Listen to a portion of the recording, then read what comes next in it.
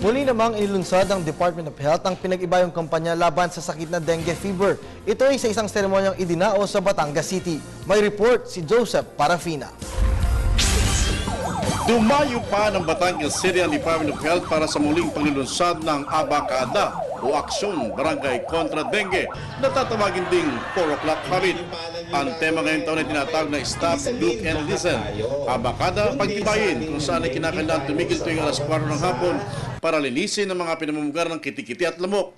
Bagay na suportado naman ng mga barangay at mamamayan ng lalawigan ng Batangas.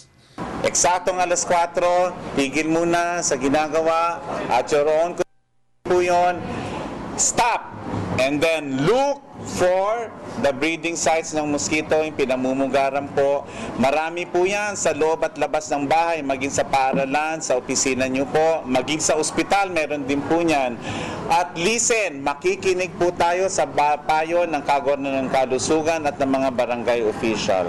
Ayon sa Department of Health, hindi naman nakakaalarma ang bilang ng mga nagkakasakit ngayon.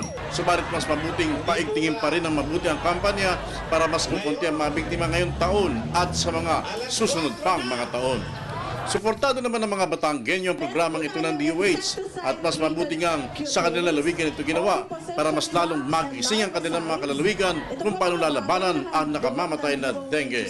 Hindi naman po nagkulang ang pamahalaan palalawigan sa pangunguna ni Governor Vilma Santos Recto na palalahanin ang ating mga kababayan na ang basic awareness laban sa dengue ay ang kalinisan ng at kalikasan.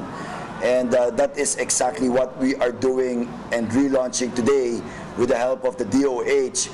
Tulad ng inaasahan, inana naman sa siyaw ni Dancing Assistant Secretary Eric Tayag ang kampanyang ito para mas lalong maging mabigyan diin. Sa awiting patayin ng itlog ng lamok, umintayog ang kanyang mga balakang.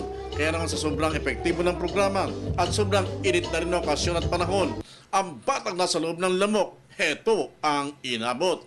Para sa Telebisyon ng Bayan, Joseph Parafina, Batangas City.